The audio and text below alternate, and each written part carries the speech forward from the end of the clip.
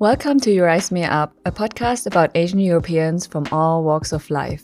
I'm your host Ching, a German-born Chinese. Today I have with me Camilla Chu Xu Bjørner, also known under her stage name CXCX Chu Chu. Chu Chu is a Danish-Chinese rapper who grew up in both countries with a Chinese dad and a Danish mom. She went to university in the Netherlands and started her music career in Canada after making it to the country's finals of the Rap of China. I'm very excited to have her with me here today. Chu Chu, do you want to introduce yourself and share your story from your perspective?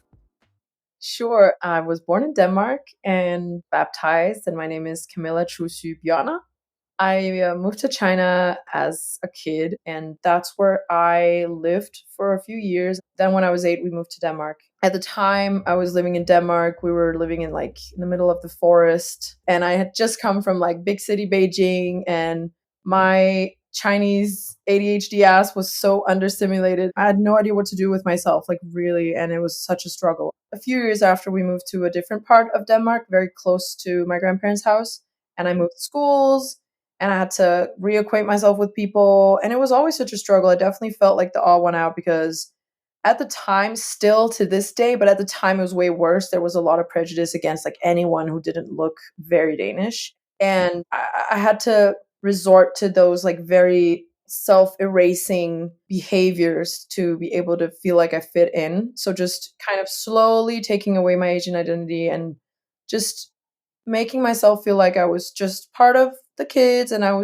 it's okay. I had nothing else about me that was special, and I'm just fitting in. I was bullied a lot in middle school, unfortunately, and it got better towards the end. High school was definitely a trip, just figuring out who you are and again blending in, but with a lot more confidence, having a lot more fun, and I still really wanted to get out. I didn't want to be in Denmark. I didn't want to be in a Danish environment. I wanted to be in an international environment. That's the only times in my experience to that day that I had felt more comfortable. So I wanted to go to IB, which I couldn't according to my parents' situation. So I went to this Danish university called University of Copenhagen, which is the biggest one, I think. And I studied economics. And it was horrible, man. Those people are so traditional. I don't know what is up with that school or just the class I was in, but people were really closed-minded. They were just picking on me every single day, calling me a lot of slurs and sexist things. They were calling the other girls sexist things too, but the racial slurs were only me, and that was every day. I just really couldn't take it, and I was like, I'm gonna move abroad and study regardless of my parents. I'm gonna do it without their help, without their support. So I started planning that, and my friend luckily had moved a year before to the Netherlands, so I had her to kind of use as a blueprint. And I moved to the Netherlands. I studied there. I had a boyfriend that I met in Denmark. He was half Dutch, half Danish. He was really supportive of my Asian identity for a minute, but then when I really stepped into it, I think he got really scared, and I started caring a lot more about social justice because I just hadn't cared about it. No one in my vicinity had cared about it before growing up in Denmark. And I started getting really into that when I worked for this magazine that was for Asian women. I didn't have an issue with him, but it saddened me that he didn't want to listen to the fact that other people or that the systems could be oppressive, even if he didn't think he was. And that was what ended our relationship a few years later. That was when I was in Vancouver. I went abroad to study on exchange. In Vancouver is where I really started exploring my own identity, my actual deepest wants and needs and interests. And the fact that there's a lot of Asian Canadians there, it really helped me to reconnect with my Chinese identity in a way that felt safe and also a way that felt more relatable to me. Because every time I'm in China, my family doesn't relate to my experience. And my dad's connections and their children don't relate to my experience usually, especially being also half Chinese. It's more common in Canada to meet people that are mixed as well. And I think even growing up in Canada as an Asian American gives you a bit of the same experience. That's when it really started artistically too. So yeah. Thanks for sharing, Chu Chu. I have so many questions. So you lived in China, then moved to Denmark when you were around 8. And after school, you moved to the Netherlands to study and started your music career when on exchange in Canada. So when talking about your time in Denmark, you mentioned a lot of bullying and discrimination. What was it actually like in your initial years in China? Did people see you as Chinese and being part of them, or was that also difficult? That was definitely difficult. I don't think people saw me as Chinese, really. I went to an international kindergarten, and one of the girls decided to bully me fully for years. Like, even going into primary school, she was like physically abusing me, like kicking me in the breaks and everything. It was like quite overwhelming. I think because of that, I don't even know if other people may or may not have seen me a certain way, but they definitely picked on me. And I think that just speaks a lot to the experience that I've later had as well, because it's very much of a we don't like foreign people and we also don't like mixed people. And we especially don't like people that just have a different cultural background because I don't act Chinese and I don't have the same values as young people my age that live there now. In Denmark, some people think I'm fully Chinese. They don't have a frame of reference a lot of the time, at least. And in China, immediately, oh, you have blonde hair. What's up? Where are you from? Or like, are you mixed or are you from Russia? And they've even asked my dad if I'm adopted, and he's the Chinese one, right? So to answer that question, no, they don't see me as Chinese. Chu Chu, it sounds like growing up in China and Denmark, you experienced a lot of bullying, discrimination, and rejection because of your cultural background. But now you seem super confident. I was wondering, how do you feel about your cultural identity now? And how would you compare the Chinese part of you with the Danish part of you, if there are such parts? I mean, I definitely sometimes feel like they are parts, but I'm working really hard to make sure that I feel as me and that I, just like a lot of other people on this planet, have this very unique experience background wise. And I'm working really hard on making it more like me with a lot of stories rather than parts or separate identities. But, with the confidence thing, I don't think I feel confident all of the time at all. I feel the most confident when I've had the time to recalibrate and just accept. And I'm also very insecure if I'm being triggered by something in my environment that triggers some old traumas, because those have been some experiences that I've worked through for years now. And I'm definitely not finished because some things still surface sometimes. But I think it's also just remembering who you are and getting rid of those little voices, and they're there a lot. So I wouldn't say that I'm fully just confident. Also because my environment, and I don't know if I'll fully change this environment anytime soon, because I'm moving to the Netherlands soon to study again, and it's still a Western country, which is fine, but there's a lot more diversity there than in Copenhagen.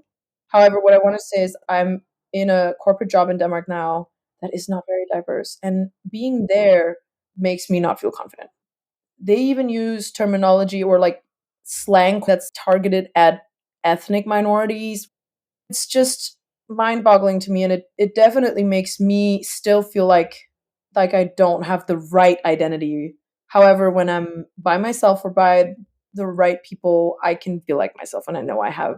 So one, I have an identity that I am proud of, but two, I don't find the confidence too often. It's really not a lot of the time. So you're also catching me on a good day. I see. Yeah, I can definitely see how your environment can influence the way you feel about yourself and your cultural identity. And I've definitely experienced that before. And from talking to other people with different cultural backgrounds, I also know that it can sometimes take some time to realize that it's sometimes not you, but your environment. And in your case, it definitely sounds like you've been in and are still in a rather unhealthy environment. But Chu Chu, going back to your story, I couldn't help but notice that when you were sharing your story and you got to the part where you moved to Denmark, you mentioned that your ADHD ass was really bored in the place you were living in at the time. When did you actually get diagnosed and how do you and your family deal with it? Thanks for asking. I mean, I recently just got diagnosed. My parents are dealing with it okay. My mom was not surprised. She was really happy that I found out about it because she also thought that it was really difficult having me as a kid for a lot of different reasons. And in her perspective, it ties into it. So I'm happy that we're all getting some more clarity on that. My dad got the information from my mom, even though I told her not to tell him just yet, because he was like, "Don't go to the psychiatrist. Don't do all that. Just go to school." I was like, "Sure," but I still went to the psychiatrist. But the thing is, I feel like a lot more people in China might have a personality that is symptomatic to what we in the West, especially here in Europe, will call ADHD, because the society is so different. The pace is so different. The requirements, the pressure, the speed, everything is just at a different level. When I talk to Chinese people, I am almost like overwhelmed, but I don't want to speak too much on mental illness in general or neurodivergent states. I would just like to say that I think a lot of people around the world are just very different, both within themselves and from the environments they're shaped from. All I know is one thing for sure that we touched on was that I was stimulated and pressured in a very different way in China because that was just nonstop and you didn't have the time to reflect or even have the symptoms surface. So it's hard to know who would even have those symptoms or not because it's so rigorous and structured in the society that you either follow along or you fall behind. And there's no time or space or resource to figure out what's wrong with who. Everybody's just surviving. And that's at least my impression a lot of the time, and from the family that I have and the schooling that I had there. And I think that coming to Denmark and being different already, I mean, it must have only amplified whatever seems like those symptoms. And it's something that I'm still exploring, to be transparent. I haven't tried medication yet. I'm a little bit cautious because I just want to know that what I feel is also what's being perceived and diagnosed at the end of the day and not just one side of the story, because you can only really know so much from a few talking sessions with someone, especially if it's someone that has a very complex mix of environments growing up. I think my parents are okay with it though. And I think my dad is such an open minded person. He's an artist, he's an actor in China. So he's not very old school, very traditional. His family used to live in a small, poor village. And I think his whole life story just speaks to the fact that he is also very open minded and very sort of growth mindset in some ways. I think he just wants me to be happy. He hasn't mentioned it. He's just like he was a little bit extra attentive afterwards. He said, "So if you ever feel down, just call me." So they're okay. They love me. Yeah.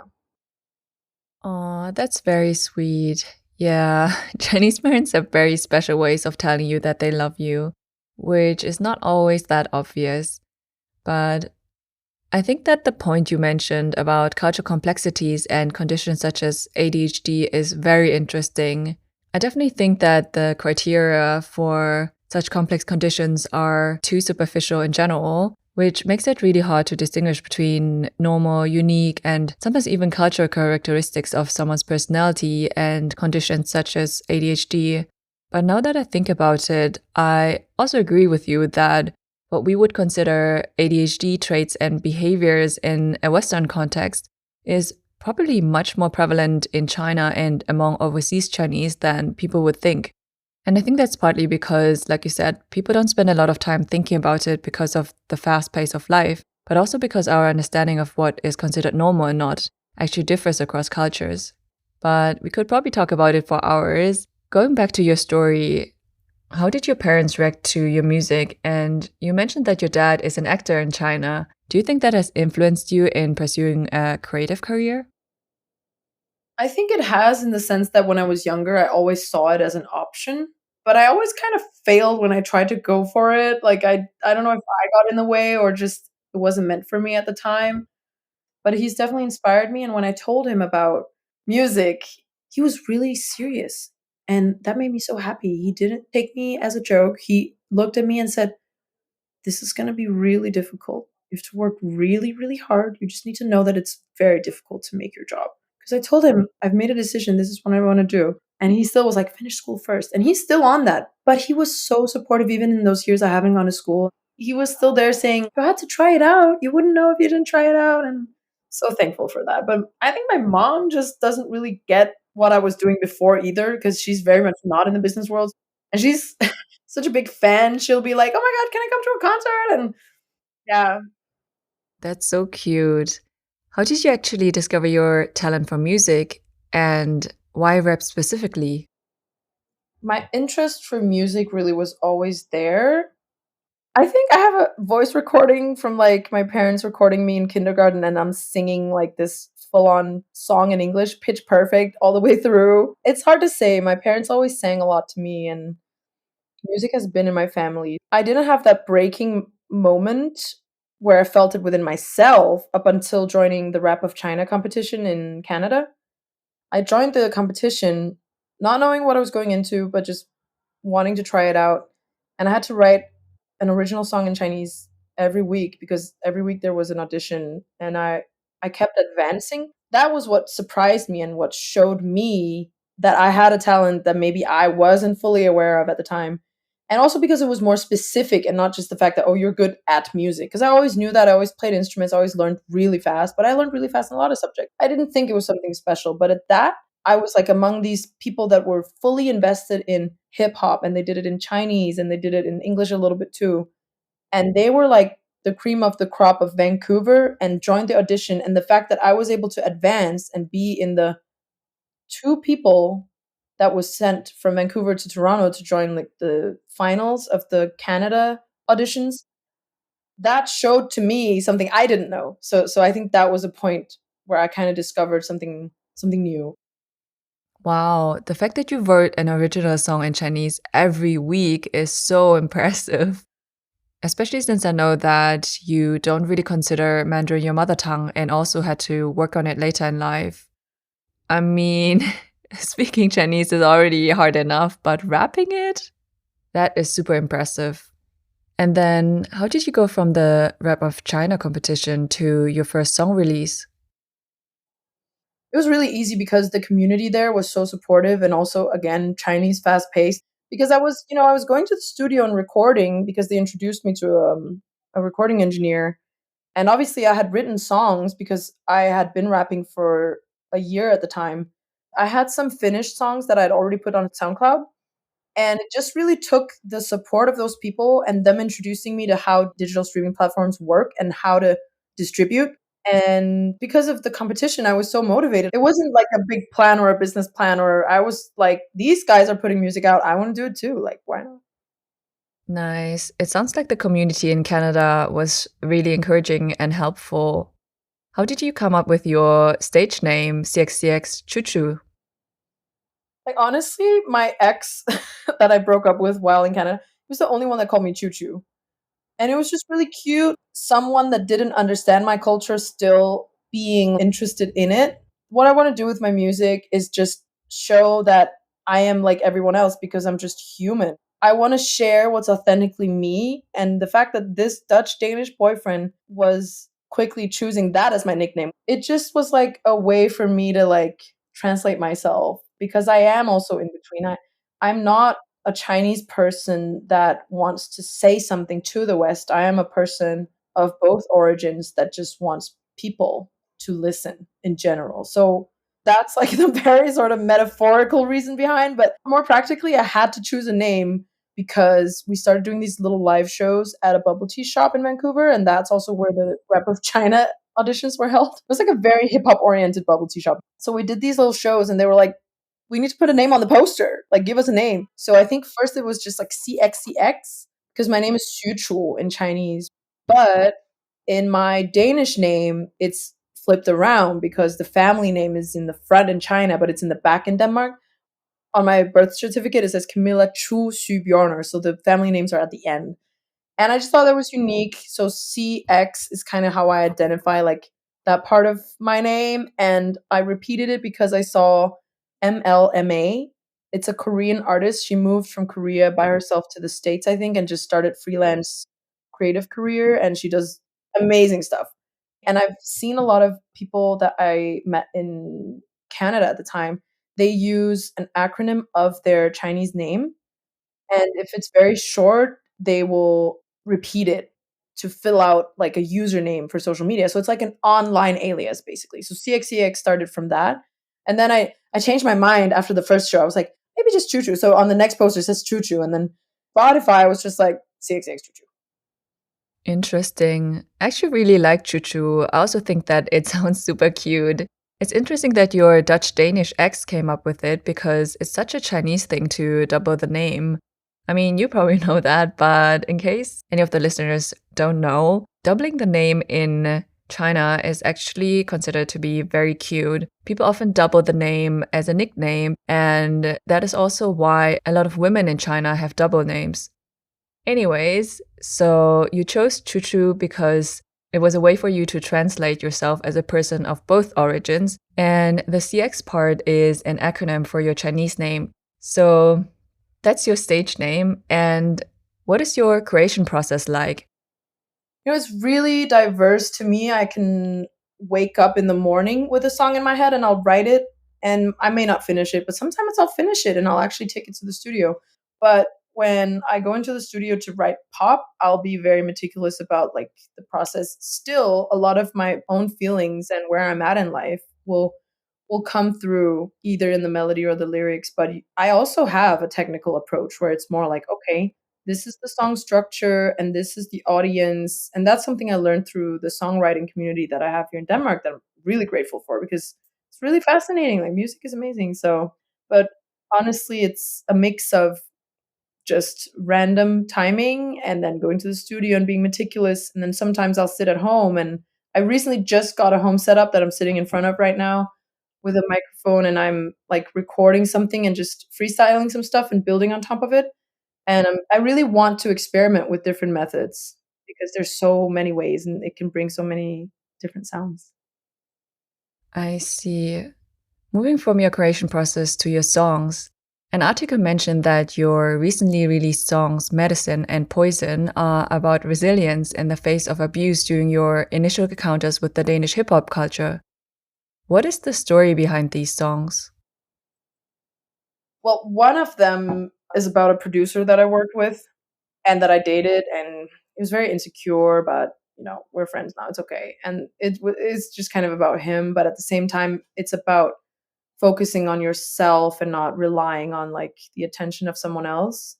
And then the other one, Medicine, is it's it's inspired by the fact that I was abused by a really big name in Denmark who also happens to, obviously I met him because he does rap music, but he happens to be like one of the forefathers of a big subgenre here, and it was just so disappointing to me to discover that somebody that can be creatively that inspiring to a generation and to me too could be so disrespectful. And as much as it hurts me and makes me sad to think about the fact that he's that disconnected to himself, it just makes me really angry as well because the problem is way bigger than him. It's the fact that I hear this from all over the industry and especially in hip hop worldwide, but also in Denmark. The reality is that it is really difficult. Yeah, it's really just a lot of emotion, specifically the angry ones. I can imagine. But speaking of emotions, how would you describe your own style and genre, and what do you want people to feel when they listen to your music? I enjoy my own music the most when I know that it's soulful because it needs to come from a place that I really feel and that I know someone else is going to feel because they know what it's like. Because I'm not alone. Everybody's not alone. We all have a human experience. I think those are the songs that I want to be remembered by or identified by. The genre, I would call it lo-fi, soul, R&B, rap. I think it's really nice how you emphasize the commonality in us all being human and having our unique experiences and not being alone with it. And in that context, I was also wondering who inspires you when it comes to your music? When I was in Canada, and a big part of when I first got better was this one guy called Credit that was also in the competition, and we were the 2 people that they sent to Toronto, and he's just really technically so good, and he taught me that, like, when you write a really good rap, you have to do it, like, line for line, and you can't stop, and you have to, like, every time you write a new line, you have to make sure everything flows with the previous part. So if I'm being really critical of myself and I'm writing something that I truly think is good rap, I go by those words. He inspires me a lot. Even these days, sometimes I will think of him when I'm like, what is good rap even? Because there's not a lot of rappers in Denmark, and it's easy to fall back on the fact that the bare minimum is kind of good enough and people think it's interesting. But I also need to challenge myself because I truly love hip hop and I want to be the best version of myself. But other than that, I mean, it changes every week. I was just listening to Nas today, so if I was going to write something today, I'd definitely be inspired by him and some other artists that I recently listened to. So it's all the time changing. And who are some other Asian women musicians or artists that inspire you or that you like? Well, recently because Peggy Goo is getting really popular in Denmark and also in Germany, and she just dropped a new song, it's been on my mind that like, okay, this is a person that is inspiring in the sense that they're really powerful themselves in their own right. And I think someone like Toki Monster is really cool as well because she also has just like paved her way and she's a producer, which is also like being behind a song is something that has been perceived as something women haven't done, which is so untrue. But just standing in that and being that, and Peggy's also a producer, right? It's so cool. And Doechii, I go to bed and just thank the heavens that Doechii exists. She's a rapper. She is so creative. She blends everything that I've ever loved about hip hop, and it's just so strong. It's insane. I also have always loved No Name. It's more like kind of like lyrical, very poetic, kind of spoken word. Those are just the ones I can think of right now, but I have a lot that I listen to. Yeah. As a Danish-Chinese woman and rapper, what are your thoughts on diversity and representation in the music industry? The thing I've really thought about recently is that the mission I set out on was to increase the representation both within women that rap and aren't objectified as much, because with all the respect that I have for the female rappers that stand in their sexuality, which has inspired me a lot, which I also do, which is so important in itself, I wanted to also see other genres of female rap. And I feel like that's coming now. It's really coming. And at the same time, I wanted to see more Asian women musicians. And I'm also seeing that now. I feel like I can just be myself now and not be too stressed about, because everybody, the world is working with us. We're in a more feminine energy worldwide, and it's a more understanding energy. And I think that it's only going to get better every single year. So I'm hopeful in that regard. That's a very positive outlook on the industry. Bringing the conversation back to you, you already mentioned that you're going to the Netherlands to study. What is actually next for you in terms of your music career? Well, so I have a plan that I want to do live shows next summer. So I'm taking a break this whole summer. I've said no to opportunities and I'm just like figuring out my life, making sure that I'm okay, making sure that my creative soul is okay in all this turbulence. And I'm glad to report that it's live and well so far, because, sometimes life just kind of gets in the way. And I think that's okay because we really are just human. And you just have to persevere. I'm definitely going to write and record more of my own songs. And I have a lot in the bank right now that aren't out. I just don't want to rush it. There's no need. I'm going to be making music for as long as I want to. And I need to feel good about it because otherwise my listener will know. They'll feel it. Yeah, it's not for the commercial, it's for the music. It's really for the soul. So I'll see. Speaking of feeling comfortable, another article I read about you mentioned that you were forced to move back to Denmark during the pandemic and had to readjust. How did you readjust and what was that like for you? I'm currently just readjusting, I think. And that's because I finally have a really, really good group of people around me. And I'm finding like a way to exist in my full identity and not just like creatively, because being in the creative community is great, but that's not a place that you find a lot of love, at least not in the music sphere, because there's so much competition. The Danish scene is small. So I really needed to find a social circle. And that took a long time because I'm quite disconnected to a lot of the people I used to hang out with because I changed so much and like evolved in my interests and my values as well. But I really needed to have this like social network before I could feel more comfortable, I think, and just kind of a foundation for who I am here. And with the Chu Chu project, it was always meant to be an international audience and specifically very targeted at North America and especially obviously the Asian experience in America, even though I'm not American, but just speaking to those people that can kind of relate more to me. And just financially speaking, the market is also just way bigger. But it really took some time, and funny how fate works. But recently, at the very cusp of me having crossed the bridge of fully wanting to be here, not just accepting it, and that's when I didn't get into school here. Now I have to go back to Amsterdam to finish school. I think it was probably fate, but since you mentioned fully accepting Denmark, that actually made me realize I don't actually know a lot about Danish culture. What is Danish culture actually like? How would you compare Danish and Chinese culture? What are the similarities and differences between the two? I can't think of a single similarity. I cannot. Apart from the fact that, like, people go to school and they have a very straightforward life here, and people in China strive to do the straightforward thing because that means security, but here it's more given to people, and because it's given to them, they're even more afraid to break out of it, kind of. It's the only thing I can really think of, because when you look at it from the outside, people tend to go to school, go to academic education, get a job, bigger company the better, like, not very much straying from the norm, but I think it's for different reasons, so it's still not really a similarity. You want me to go through all the differences? Maybe the top three that have influenced you. Top 3 differences? Chinese people are so open, not in like, oh, open-minded, straightforward thinking. No, no, no. They're in your face. They're active. Danish people are very reclusive people, and they're very thoughtful in their mannerisms. They're very careful. You cannot say that about Chinese people, in my opinion. Number 2, the food and the eating and the sharing, like the hospitality is, oh my God, people are so individual here. It's like, I don't know if you can have a little bit of my pasta. So it can be so frustrating at times, but I also get it. Like, once you're really in that culture here, because everybody else is like that, you're also like, okay, then don't eat my pasta either.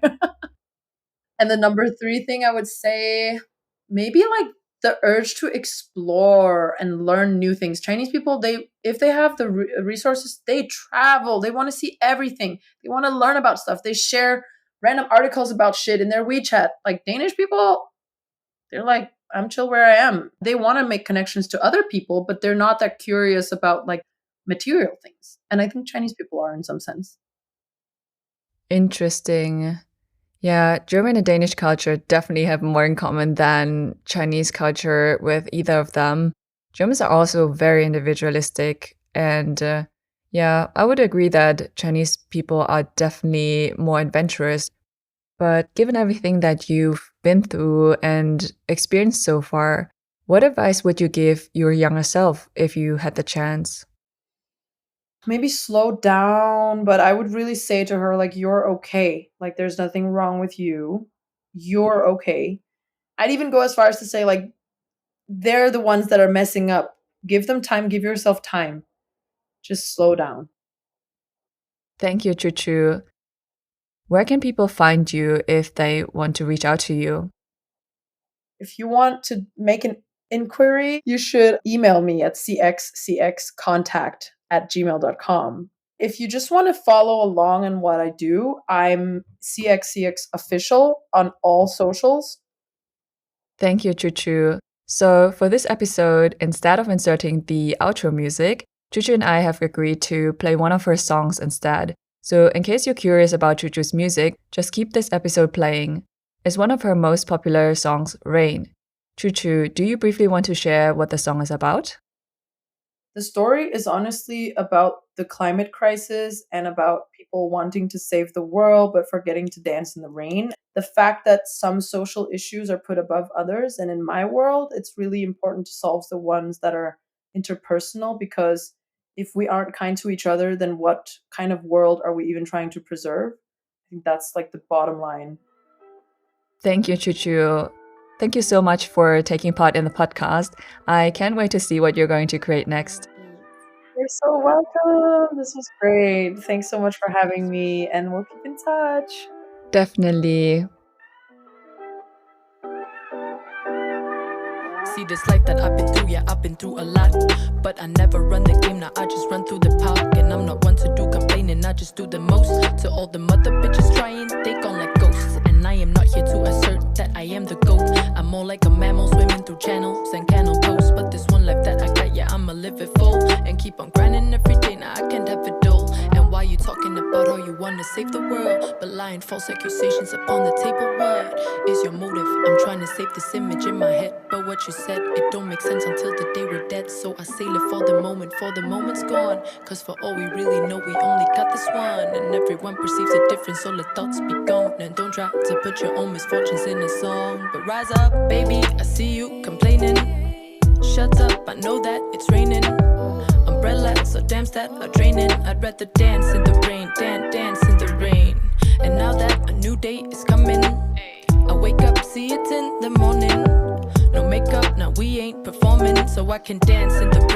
dance in the rain. And why you talking about how you wanna save the world, but lying false accusations upon the table? What is your motive? I'm trying to save this image in my head, but what you said, it don't make sense until the day we're dead. So I say live for the moment's gone. Cause for all we really know, we only got this one, and everyone perceives it different. So let thoughts be gone, and don't try to put your own misfortunes in a song. Baby, I see you complaining. Shut up, I know that it's raining. Umbrellas or dams that are draining. I'd rather dance in the rain, dance in the rain. And now that a new day is coming, I wake up, see it in the morning. No makeup, now we ain't performing, so I can dance in the rain, dance in the rain, yeah.